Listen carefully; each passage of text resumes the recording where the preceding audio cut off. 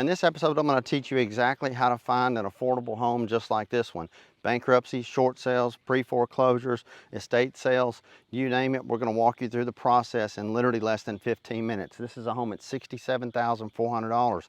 I'm also going to share with you the mistakes that you need to prevent making so you don't get burned when looking at a home that you think is a good deal. This is a $67,400 piece of property on 5 acres of land, and I can promise you this is a really good deal. My name is Wayne Turner. For nearly 30 years, I've helped thousands of people purchase their home, and I share that with you so you can have the confidence knowing that what you learn from me is from actual real life experience. So grab a pen and a piece of paper. Let's get started.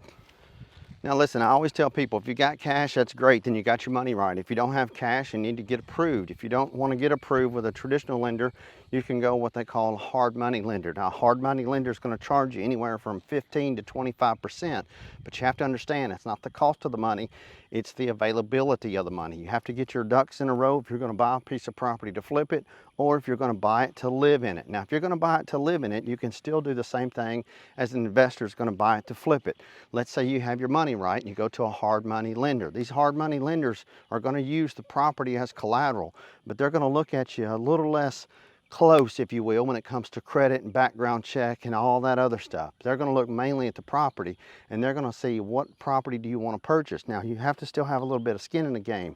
So if you've got, say, $5,000 or $10,000, it's an opportunity for you to buy a property like this. Now, if you don't want to go the hard money way, it's okay to talk with a traditional lender. Here's a property here. It's got a little bit of roof damage, a little bit of rotted wood. It will not go FHA. If it didn't have that, it could, and you could buy this home on 5 acres of land for literally $1,500 total out of pocket. Now, you can go a conventional loan. It's really important to know.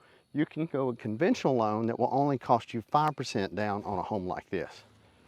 Now, a good question that you may have is if you're out looking at property and say, Wayne, how do you know if it will go FHA or not go FHA? Most real estate agents that you'll work with will let you know, they're experienced to know that there's rotted wood, there's chipped paint, especially if it's a foreclosure, because you have to understand that most foreclosures are as is. They're not going to make any improvements or repairs to the property even after you do a home inspection. But another good way to know is to have a real estate appraiser come out and look at the property. Not necessarily appraise it. They're going to charge you $400 to do a full appraisal. You don't necessarily need to do that unless the bank requires it. But if you want an appraiser to look at it and tell you, hey, will this go FHA, will this go conventional? Most of them will charge you just between $100 and $200 to spend 15, 20 minutes of their time to look at the property and tell you whether or not it will or will not go FHA. After you know which lending route to go. You know whether or not to purchase that property or not purchase that property, which will save you a whole lot of time. And look, time is money, and that's why I always say get a home inspection. You see, there's properties marketed just like this, even this one, and it says as is, where is. That doesn't mean that you cannot get a home inspection done on the property. Any home property that you purchase, you want to get a home inspection done on it. Keep in mind, there's no electricity on this property. You can see there's meters been pulled off of it, but they can still do compression air checks on the plumbing to make sure there's air flowing through the lines. If it's winterized, they can also pull and look at all the components on the property that are not deemed connected to electricity to let you know what needs to be fixed, repaired, or replaced. Now, the homeowner will typically do a lot of these repairs if you're buying a home that's maybe a fixer-upper or just an existing home that somebody owns. But you have to know that banks will not. They sell you the property as is. But it's a good idea to do a home inspection, because once you do a home inspection, you know which repairs are the most dire. That will let you know if you need to move forward with the property or cancel the contract. Now, when you're canceling the contract, it's going to depend on which state that you live in and whether or not you can get your deposit back. You see, when you make an offer to purchase these properties, you're going to have anywhere from a $500 to a $1,000 deposit. In most states, that money is refundable if you don't go through with the purchase. If you make it not contingent upon an appraisal and not contingent upon an inspection, in other words, you're saying, I'm buying it as is regardless, that's when you need a good real estate agent to say, hey, what you need to do is say you do want to do inspections. And just because you do the inspections doesn't mean that you're going to go back to them. However, it does give you a way to do an inspection and cancel the contract. And you just have to know what state you live in, because many states will allow you to cancel the contract, get your earnest money deposit back. However, some states, if you cancel the contract, you forfeit your deposit. Now, forfeiting a deposit isn't a bad thing. I had a builder one time that didn't like what I had to say, and I didn't like what he was doing. And I told him to take that $5,000 and wipe his behind with it because I was so frustrated. But It's just one of those things where sometimes if it doesn't work out, it doesn't work out. But at least you know by doing an inspection on a property whether or not you should move forward or cancel the contract. Now I'm going to walk you through and around this property, but you have to understand a lot of people call me and say, Wayne, I want to buy a piece of land. And maybe you're one of those looking to say, I want to buy a piece of land. You have to understand there's 200 feet of road frontage right up here at the front of this property. It's on 5 acres of land. You could put another piece of property or build a different type of home on this, but you have to understand when you do that, you have to watch your financing. You see, if you finance all this property under one loan and it's on 5 acres in this home, you can't subdivide it because the loan is secured by the entire 5 acres. So a lot of people say, well, I want to buy some land, I want to subdivide it. If you pay cash for it, you can do that all day long. And there's certain types of loans that you can get perhaps with hard money lenders where they'll loan you the money and allow you to subdivide it. But you just have to know that up front and beware that if you buy a home like this one that's on 5 acres of land and you think, well, I want to subdivide it off. Now, don't get me wrong, you can build whatever you want to on it. If you wanted to build your mom, your dad, or anybody another piece of property or put another home on it, you could do so. That would be permitted in most cities, municipalities, counties, parishes. You always have to find out, ask them. You want to know that before you get locked in or purchase a home. You can't do what you want to do with it. But here's an opportunity. Now, you can't subdivide it once again, but you can put other properties on this. The property, the land itself, if you want to have another home or build a tiny home on it, you could certainly do that. Now I want to walk you through this home and show you around. There's not electricity on, but you can get a pretty good idea that there's the front door I just walked through. It's big, open, floor plan, the refrigerator. Does the refrigerator work? There's really no way to tell. However, when you do inspections on a property, you can ask the home inspector to bring a generator. Or it may be worth going and renting a generator because you can connect a generator to a lot of the appliances and to see and know if they're working. Now your HVAC is going to be a little bit different, but you can have an electrician come and look at the components on the property with the generator. You can actually have an electrician come out with a generator and look at the property. But you can see the rooms are big, hardwood floors. This house needs a little TLC.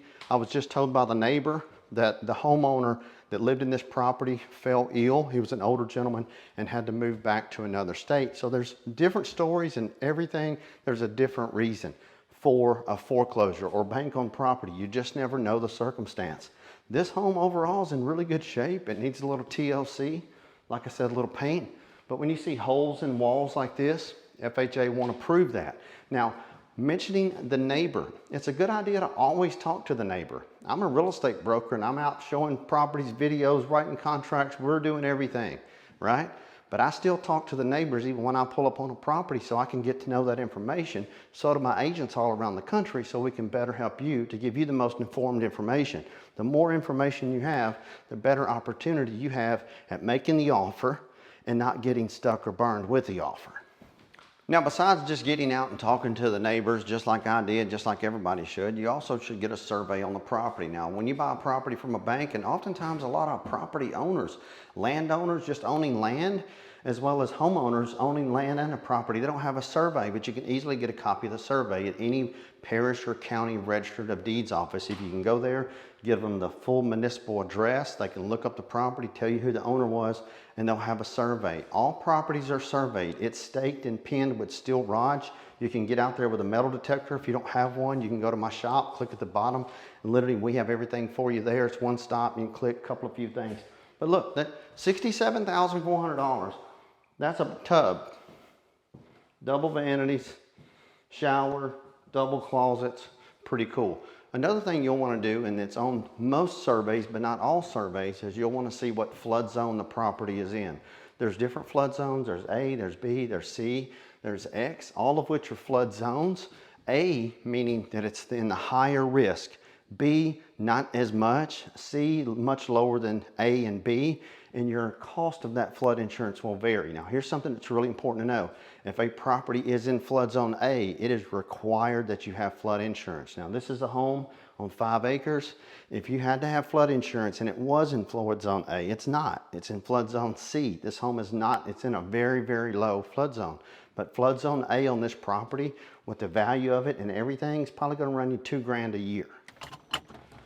Now, a couple of things to know before you get out walking around. You need to get permission, and you also be careful. Don't step in any holes or hurt yourself. And it's not a bad idea to bring some bug spray. Lord, it gets hot and there's stuff and bugs everywhere. If a home is vacant, it's okay to kind of poke around a little bit, but truly you need to get permission before you enter any property. You don't want to be going inside any home. You want to drive for dollars, which is fine, but the best way and the quickest way to find any foreclosure, bankruptcy sale is to go to findmyforeclosure.com. When you go there, it populates to your city, your county, your area. Although you can look at every foreclosure in all 50 states all around the country. You see them live the instant and minute they are listed at findmyforeclosure.com.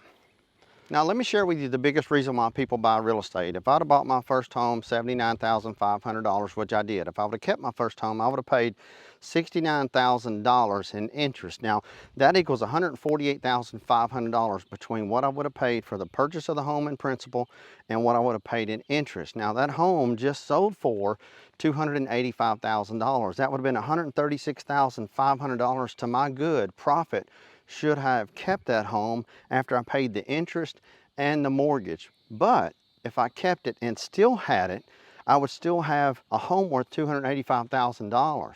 And at $285,000, the taxes and insurance on that home run about $6,000 a year. So you see, you hold a property, you sit tight for a little bit, and you wake up one day and you're 60 years old and you have a home that's paid for, or you're 50 years old, you have a home that's paid for, and all you have to pay is $6,000 a year. And by the way, if you divide $6,000 a year, that's $500 a month. So you tell me where you can go and live in a 1,250 square foot, 3-bedroom, 2-bath home for $500 a month.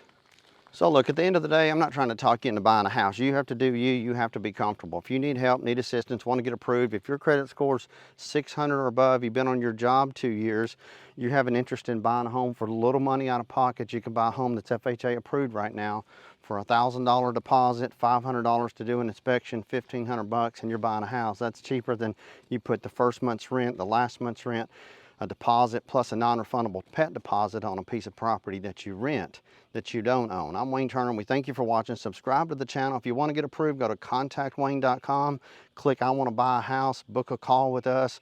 We'll get you connected. Until next time, God bless.